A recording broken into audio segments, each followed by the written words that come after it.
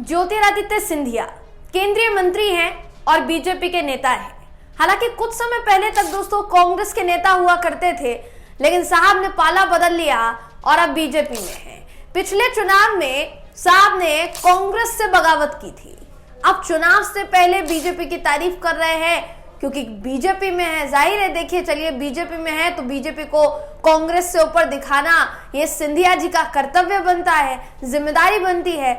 लेकिन इसके लिए अपने ही पिताजी से भी ज्योतिरादित्य सिंधिया गद्दारी कर देंगे, ये किसी ने नहीं सोचा होगा दोस्तों। ज्योतिरादित्य सिंधिया के पिताजी कांग्रेस में थे।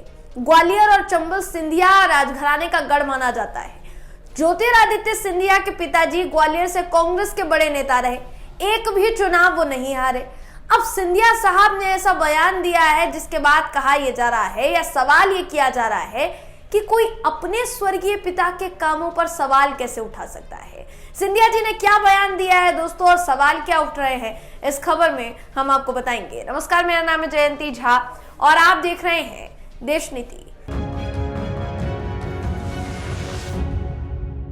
देश नीति, केवल सच्ची और पक्की खबरें। केंद्रीय मंत्री ज्योतिरादित्य सिंधिया कांग्रेस से बीजेपी में आने के बाद क्या अपने स्वर्गीय पिता से भी छल कर रहे हैं, क्या उनसे भी गद्दारी कर रहे हैं? ज्योतिरादित्य सिंधिया ने बयान दिया जिसमें उन्होंने कहा कि वोट तो हमारे ग्वालियर चंबल संभाग से लिया गया, लेकिन 55 सालों में कांग्रेस ने ग्वालियर के लिए जूं बराबर विकास नहीं किया। इस वीडियो का छोटा सा क्लिप है दोस्तों, आपको दिखाते हैं, उसके बाद आपको बताएंगे कि आखिर उनके इस बयान पर इनसे क्या क्या सवाल किए जा रहे हैं और क्या क्या सवाल उठाए जा रहे हैं, क्यों सवाल उठाए जा रहे हैं। मगर उससे पहले ये वीडियो देखिए। ग्वालियर की क्षमता में सदैव सूर्य प्रकाश की तरह रोशनी पूरे देश को दी। लेकिन मुन्ना लाल जी कह रहे थे और ठीक कह रहे थे, 55 वर्ष मध्य प्रदेश में जिस कांग्रेस पार्टी की सरकार आई, उस 55 वर्षों में प्रदेश के अंदर ग्वालियर के लिए जूं नाम का भी विकास और प्रगति नहीं किया। तो जैसा वीडियो में देखा जा सकता है, सुना जा सकता है कि सिंधिया साहब कह रहे हैं कि 55 साल की सरकार में कांग्रेस ने जूं भर विकास नहीं किया, जबकि 15 महीनों की सरकार में बीजेपी ने विकास किया है। लेकिन क्या सिंधिया साहब को याद है कि इन 55 सालों में खुद सिंधिया जी के पिता भी सरकार में रहे हैं?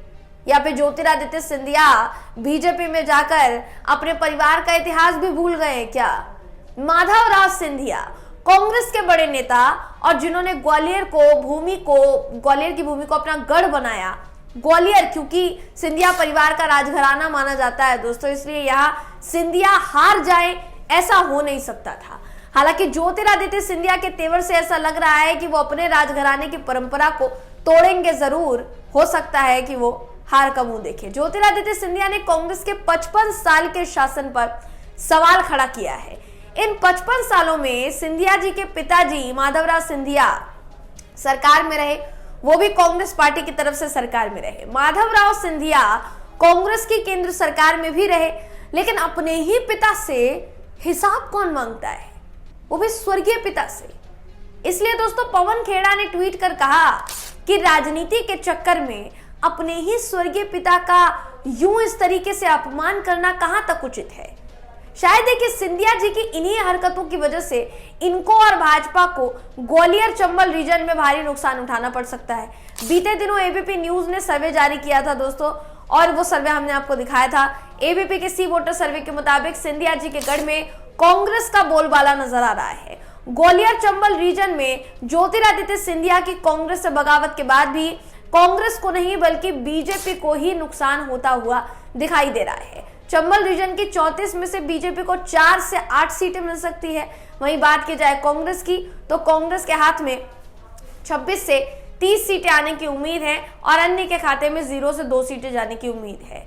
ये वही ज्योतिरादित्य सिंधिया है दोस्तों जो थोड़े समय पहले ये कह रहे थे कि मैं कांग्रेस के लिए काला कौवा हूं, झूठ बोले कौवा काटे और मैं वही काला कौवा हूं। कांग्रेस ने पलटवार किया था कि वही काला कौवा जो होता है ना, वो कोई शुभ नहीं माना जाता है, अपशगुन माना जाता है। हमारे मुताबिक तो वो शुभ नहीं है।